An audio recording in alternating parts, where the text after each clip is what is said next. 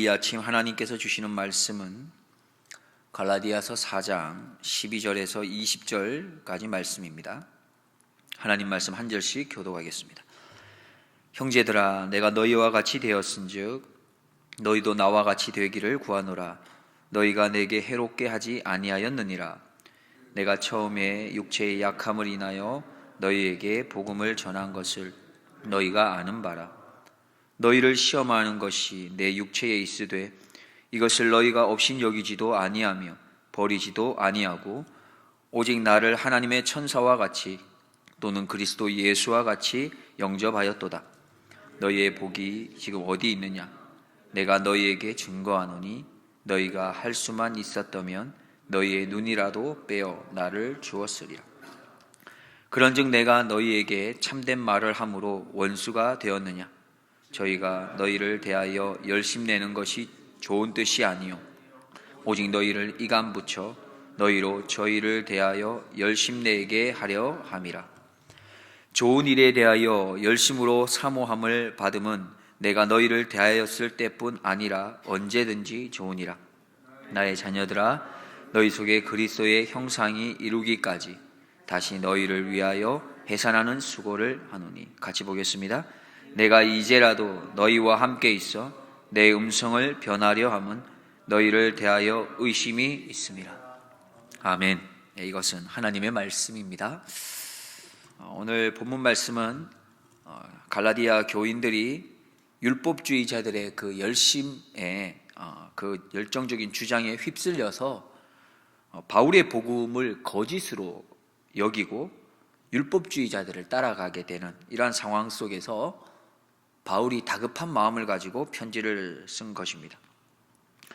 바울은 편지 내용에 오늘 보면은 과거의 갈라디아 교인들과 있었던 그런 좋은 관계를 추억할 수 있도록 그렇게 그들에게 이야기를 하면서 자신이 그때 전했던 그 복음이 참 복음이라는 것을 그들에게 다시 한번 이야기하면서 예전에 우리의 좋은 관계가 다시금 회복되기를 소망하는 그런 마음으로 내용을 담아서 전하고 있습니다.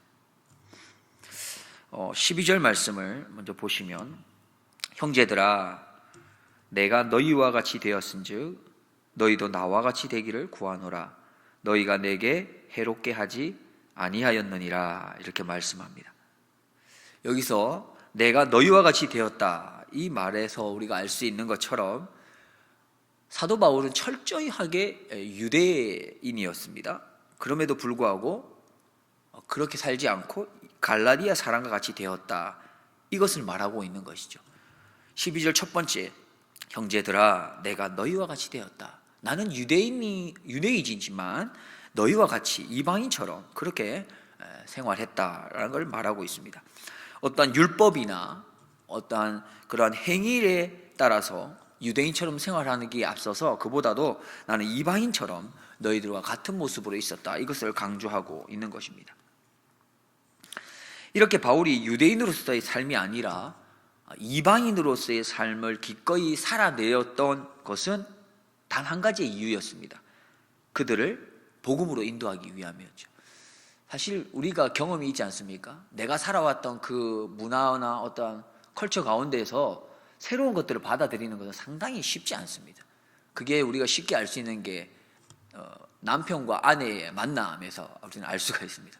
전혀 다른 문화와 가정의 배경과 환경 속에 살다가 또 완전히 다른 배경에 있는 한 사람을 만나서 하나가 되려고 하는 그 과정이 정말 사소한 것, 아무것도 아닌데도 그것이 우리의 마음을 힘들게 하고 불편하게 하고 그걸 맞춰가는 게 평생에 걸쳐서 내가 포기를 하지 뭐 이렇게 할 만큼 그걸 맞춰가는 게 상당히 어려운 것이죠. 물론 바울도 그러했을 겁니다. 어떻게 보면 이미 그렇게 배우고 살아왔고 몸에 배어있는 게 유대인으로서의 삶이었어요. 그게 훨씬 쉬웠을 겁니다.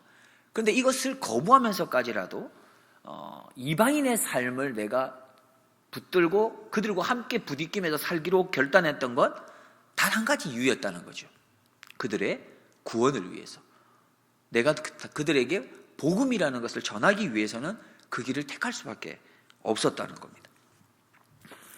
고린도전서 9장 20절과 21절에 이렇게 말합니다. 유대인들에게는 내가 유대인과 같이 된 것은 유대인들을 얻고자 하며 율법 아래에 있는 자들에게는 내가 율법 아래 있지 아니하나 율법 아래 있는 자 같이 된 것은 율법 아래 있는 자들을 얻고자 하며 율법 없는 자에게는 내가 하나님께는 율법 없는 자가 아니요 도리어 그리스도의 율법 아래 있는 자나 율법 없는 자와 같이 된 것은 율법 없는 자들을 얻고자 함이라. 바울은 유대인들을 얻기 위해 유대인같이 행동했었고 율법 없는 이방인들을 위해서는 율법 없는 자와 같이 행했다고 증언합니다. 즉 갈라디아 교인들을 위해서 이방인처럼 그렇게 내가 너희들을 대하였다라고 이야기하고 있는 거죠. 계속해서 12절 말씀에 보면 바울은 갈라디아 교인들에게 이렇게 말합니다. 너희도 나와 같이 되기를 구한다. 이 표현은 아마 벌써 여러 번 아마 접해 보셨을 겁니다. 이 말의 뜻은 유대인처럼 되라는 말이 아니라고 우리는 알고 있습니다. 고린도전서 11장 1절에 보면 내가 그리스도를 본받는 자 된 것 같이 너희는 나를 본받는 자 되라 라고 하는 이 말에 있는 것처럼 유대인이 아니라 무엇을 본받으라는 겁니까? 그리스도인이 되라고 권면하고 있습니다. 내가 그리스도인이 된 것처럼 너희도 참된 그리스도인이 되기를 원한다라는 거죠. 우리는 부모로서 자녀에게 어떤 걸 기대하고 바라셨습니까? 혹 지금도 바라고 계십니까? 이런 말을 듣기도 하고 하기도 한 것 같아요. 나처럼 되지는 마라 뭐 이런 참 제가 말하기도 참 그래서 그랬는데 너무 쉽게 얘기하는 것 같아요. 너는 나처럼 살지 마라 뭐 이런. 바울이 그렇게 말하지는 않았던 것 같습니다. 우리의 신앙은 사실은 신앙이라는 건 말로 하는 게 아닌 것 같습니다. 삶으로 보여주는 게 신앙이라는 거죠. 내가 신앙생활을 한다라는 건 내 삶을 나는 당신에게 보여줄 수 있다라는 자신감입니다. 예수님께서 그렇게 우리에게 사실 보여주셨듯이 말입니다. 우리도 바울처럼 말할 수 있어야겠어요. 어떤 말입니까? 내가 그리스도를 본받는 자 된 것 같이 너희는 나를 본받는 자 되라 라고 말합니다. 그렇게 말할 수 있는 그런 우리가 하나님의 자녀들 또 하나님의 예수님의 그런 제자가 될 수 있는 우리가 되기를 축복합니다. 나를 본받는 자 되라라고 말할 수 있어야 되는 거죠. 나를 본받는 자 되. 부모로서 자녀에게 넌 나를 본받아라 이렇게 말할 수 있어요. 구역장님이 구역원들에게 나를 본받으십시오 라고 말할 수 있어야 되는 거죠. 선교회장님이 선교회원들에게, 항정 직분자들이 교회 성도님들에게, 먼저 믿은 사람이 나중에 믿은 사람들에게 당신은 나를 본받는 자가 되십시오라고 감히 말할 수 있는 그런 그리스도인의 삶을 살아내기 위해서 우리는 부단히 힘쓰고 애써야 된다는 것입니다. 혹은 내 입으로 그렇게 말하기가 너무 힘들다면 타인의 평가를 통해서라도 참 저 사람은 본받을 만한 사람입니다, 이런 말을 그래도 몇몇 분들에게만이라도 들을 수 있는 그런 우리의 신앙의 걸음이 될 수 있어야 되는 것이죠. 제가 고등학교 시절입니다. 참 이런 친구는 평생에 한 번도 못 만나본 것 같습니다. 아직까지도. 이름은 이영원이라고 하는 친구입니다. 물론 크리스찬이고요. 그 친구는 매일, 제가 고등학교 1학년이라고 생각이 되어지는데 매일같이 우리 반에 가장 일찍 오는 친구였습니다. 아마도 1시간 정도는 일찍 오는 것 같아요. 보통 다른 친구들 오기 전에 거의 꼭두 새벽부터 오는 거죠. 거의 와서 그가 제일 먼저 하는 게 있습니다. 순서는 제가 정확하게 모르겠어요. 먼저 성경을 읽는지 먼저 청소를 하는지는 모르겠지만 아이들이 그때는 야간에 자율학습을 했었기 때문에 저녁이 10시에 다 집에 갑니다. 그러니까 한 5시쯤 저녁을 다시 먹죠. 6시에 먹고 청소도 하고 야간 자율학습 10시까지 하고 집에 가는데 그러면 또 더러워져 있습니다. 깨끗하지 않아요.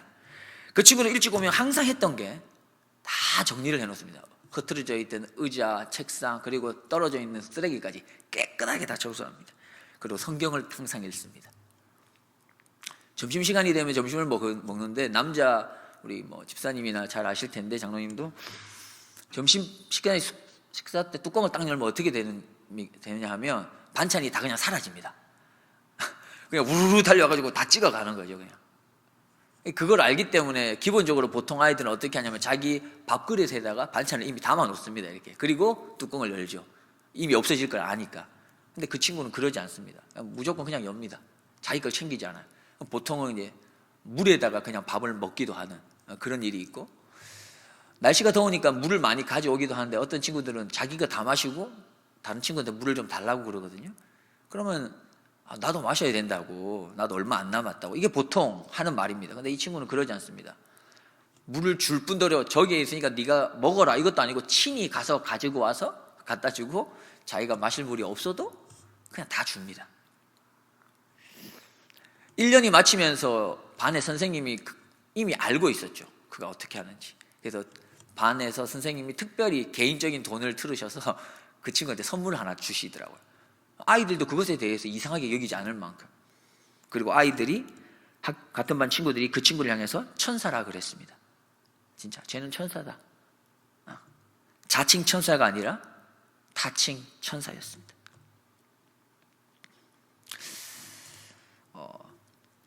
바울은 정말 많은 곳을 이렇게 여행을 다녔잖아요. 전도 여행을 다녔습니다. 근데 가는 곳마다 반응은 극과 극으로 달라지기도 했죠. 복음을 많은 사람들이 받아들이기도 했고, 또 한편으로는 목숨의 위협을 느낄 만한 그런 곳들도 있었습니다. 갈라디아 교회는 어떠했습니까? 사실 처음에는 참 바울에 대해서 호의적이었습니다. 좋은 마음이었어요. 얼마나 호의적이었냐면 바울이 육체적으로 이렇게 흠이 있음에도 불구하고 그것을 다 포용하고 받아주고 그가 하는 말에 있어서 권위를 인정해 줄 만큼 그렇게 호의가 있었습니다. 우리가 13절 말씀과 14절 우리가 함께 보겠습니다. 내가 처음에 육체의 약함을 인하여 너희에게 복음을 전한 것을 너희가 아는 바라. 너희를 시험하는 것이 내 육체에 있으되 이것을 너희가 업신여기지도 아니하며 버리지도 아니하고 오직 나를 하나님의 천사와 같이 또는 그리스도 예수와 같이 영접하였도다. 그렇습니다. 오늘 읽어본 내용처럼 바울의 그 약함을 그대로 인정해 줬다는 것이죠. 오늘 이 본문 편지를 쓰면서도 그걸 이야기합니다. 그때 너희들이 나를 어떻게 대해 줬는지를 한번 생각해 봐라. 내가 얼마나 약한 존재였냐, 얼마나 허물이 있는 존재였냐, 그렇게 이야기를 하면서 그들에게 나아가고 있습니다. 바울은 일반적으로 사람들에게 호감을 주기가 좀 어려운 그런 모습을 가졌던 것 같아요. 여기에 대해서는 여러 가지 이유가 있습니다. 뭐 눈이 안 좋았다, 간질이 있었다 등등의 여러 가지 이유가 있지만, 아무튼 그렇게 불편함을 가지고 있었고 호감 얻기에는 조금 어색한 모습이었던 것 같아요. 그런데 갈라디아 교인이 어떻게 했다는 거죠? 업신여기지 않았다, 거절하지 않았다 말합니다. 당시에 어떤 철학자가 어느 도시에 청중을 얻어서 정착하려면 웅변술이 좋거나 호감을 살 만한 외적인 모습을 가지는 것이 일반적이었다고 합니다. 그런 매력을 가질 수 있어야 다른 사람들이 이렇게 찾아왔다는 것이죠. 비록 바울은 철학자는 아니었지만 청중을 얻어야 되는 그런 점에 있어서는 바울도 똑같은 위치에 있는 것 아닙니까? 많은 청중이 있어야 복음을 전할 수 있으니까. 그럼에도 불구하고 바울은 갈라디아 교인으로부터 환대를 받을 수 있었던 건 그 갈라디아 교인들이 그를 얼마나 좋게 여겼는지를 알 수가 있는 것이죠.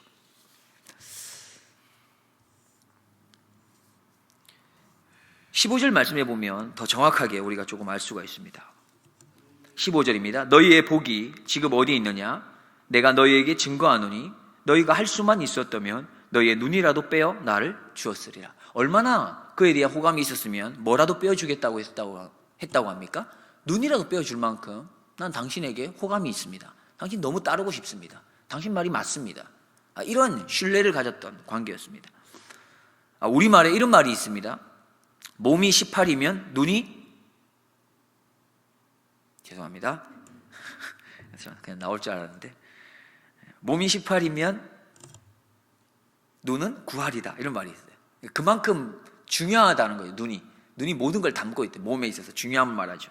소중한 것을 표현합니다. 그런데 이렇게 소중했던 관계가 한순간에 깨어졌다는 것이죠. 16절에 보면 그런즉 내가 너희에게 참된 말을 함으로 뭐가 되었느냐? 원수가 되었느냐? 지금 상황이 여기까지 갔다는 겁니다. 율법주의자들로 인해서 이제 바울의 말은 거짓이다. 우리 이제 원수다. 여기까지 가버렸던 것이죠. 갈라디아 교인들이 바울을 위해서 눈을 빼어줄 수 있을 만큼 섬겼지만 지금은 달라진 겁니다. 원수처럼 취급하게 되는 거죠. 바울은 이 상황을 참 견디기 힘들었을 겁니다. 너무 그런 거죠. 많이 가까우면 가까웠던 것만큼 이 깨어지게 됐을 때 그 상처는 더 큰 것 아닙니까? 내가 자녀에게 사랑을 많이 주면 어떻게 보면 자녀가 그걸 감당하지 못할 때 엇나갈 때 더 마음이 아픈 것 같아요.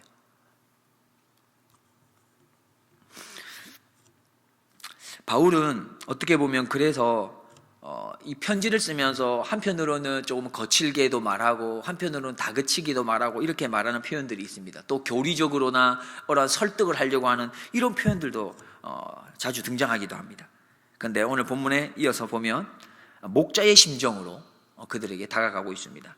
관심과 사랑의 표현으로 그들에게 다가갑니다. 19절 말씀 함께 보겠습니다. 나의 자녀들아 너희 속에 그리스도의 형상이 이루기까지 다시 너희를 위하여 해산하는 수고를 하노니. 첫 번째 뭐라고 이야기를 시작하냐 하면 나의 자녀들아 라고 표현을 하기 시작합니다. 앞에서는 형제들이라고 표현을 했었거든요. 나의 자녀들아 라고 말합니다. 바울은 어떻게 보면 배은망덕하게 여겨졌을지도 몰라요. 갈라디아 교인들을. 그렇잖아요. 그렇게 사랑으로 했던데 그런 갈라디아 교인의 행위에도 불구하고 바울은 선택하는 것이죠. 관용을 베풀기로, 인내하기로, 그리고 사랑으로 다시금 그들에게 다가가기로 결정합니다. 이런 바울의 태도는 우리에게 큰 귀감이 되고 감동을 주고 한편 도전을 주기도 합니다. 너희 속에 그리스도의 형상이 이루기까지라는 말이 있습니다. 거기 보면 그리스도의 형상이 이루기까지, 이 말은 그리스도의 형상을 마음속에 심는다는 겁니다. 내가 내 마음속에 그리스도의 형상을 심는 거죠. 다시 말하면 이런 것 같습니다. 나와 예수 그리스도가 하나가 되는 것, 이렇게 살아가는 것이죠. 이렇게 살아가는 거 쉽지가 않습니다. 날마다 육체의 정욕과 욕심을 그리스도 십자가에 못 박는 이런 일을 우리가 끊임없이 하지 않으면 우리는 여지없이 이 하나 되는 것에서는 참 어려움을 겪게 됩니다. 갈라디아 교인들이 이와 같은 그리스도와 연합된 생활에 들어가지 못했기 때문에 어떻게 보면 율법주의의 유혹에 넘어가게 됐다는 것이죠.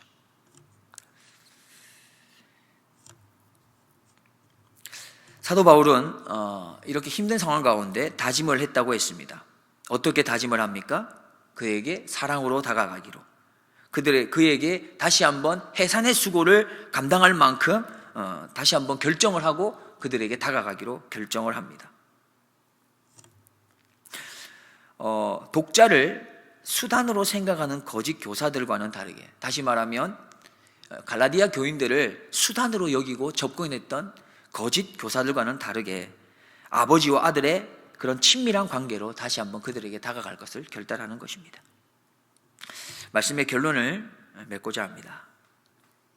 오늘 바울의 모습을 통해서 우리는 몇 가지 가르침을 얻을 수 있겠습니다. 첫째는 목자는 하나님께서 맡기신 양들에 대해서 자녀에 대한 부모의 사랑과 같이 지속적이며 헌신적인 그런 사랑을 나타내는데 힘써야 하는 것입니다. 목자가 누구겠습니까? 우리 모두가 목자라고 생각합니다. 목회자만 목자가 아닙니다. 성도님들이 해야 할 일들은 교회에 오셔서 섬기고 헌신하는 것, 이보다 더 중요한 게 있죠. 목자로서의 삶을 살아가는 겁니다. 다시 말해서 양이 있어야 되는 거예요. 목자에게는 양이 있어야 되는 거죠. 그 양을 향해서 부모의 마음으로 지속적으로 헌신하고 사랑을 쏟아 부을 만한 그런 양이 나에게 있어야 하는 것입니다. 두 번째로 목자는 무엇보다 성도들의 심령이 새로워지고 날이 갈수록 성장할 수 있도록 하는 데에 힘을 쏟아야 되는 거죠. 이런 분들이 간혹 계십니다. 내가 전도를 해왔으니까 이제 그가 신앙적으로 잘 커가는 것은 교회의 몫이야. 나랑은 상관이 없어. 나는 데려오기만 하면 돼. 라고 생각하는 분이 가끔 있습니다. 목자는 뭡니까? 그가 자라감에 있어서까지라도 나에게 책임이 있음을 알고 끊임없이 눈물로 기도하고 그의 필요를 따라서 내가 도와주기 위해 힘쓰는 것이 목자가 해야 할 모습입니다. 세 번째, 목자는 성도들의 섬김을 받으려고 애쓰지 말아야 하며 더군다나 그들을 자기의 이용 대상으로 여겨서는 안 됩니다. 거짓 교사들이 그랬죠. 율법주의자들이 그랬습니다. 그들이 갈라디아 교인들에게 그렇게 열심을 내었고 열정적으로 다가갔어요. 복음이라고 생각할 만큼의 그 열정을 가지고 그들에게 다가갔습니다. 그러나 그들을 향해서 다가갔던 이유는 그들의 어떠한 노력이나 그들의 애씀을 자기가 이용해 먹기 위한 거였습니다. 이건 다르게 표현할 수 있습니다. 물론 교회도 성도들을 교회의 이용 대상으로 여겨서는 안 된다라는 겁니다.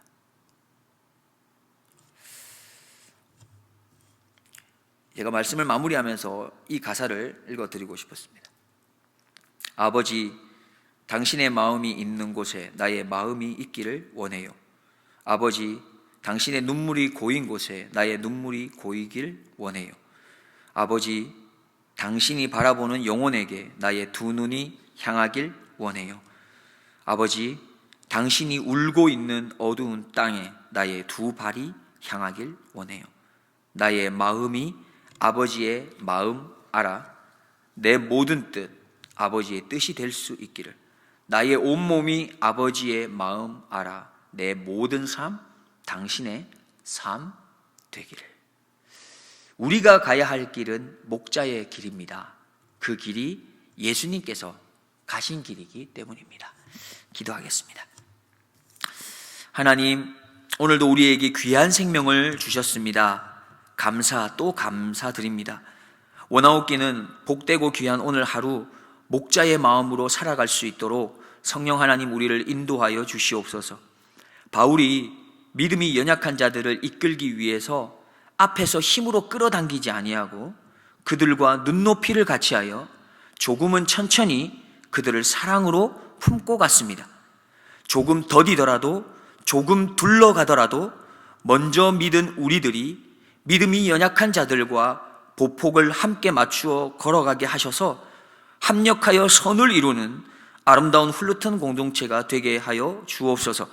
예수님께서 우리의 걸음에 맞추어 주셨듯이 바울이 이방인들의 걸음에 맞추어 주었듯이 우리도 그렇게 주님의 마음으로 함께 걸어가는 가족 공동체가 되게 하여 주시옵소서. 감사드리오며 우리를 하나 되게 하시는 우리 구주 예수 그리스도의 이름으로 기도드리옵나이다. 아멘.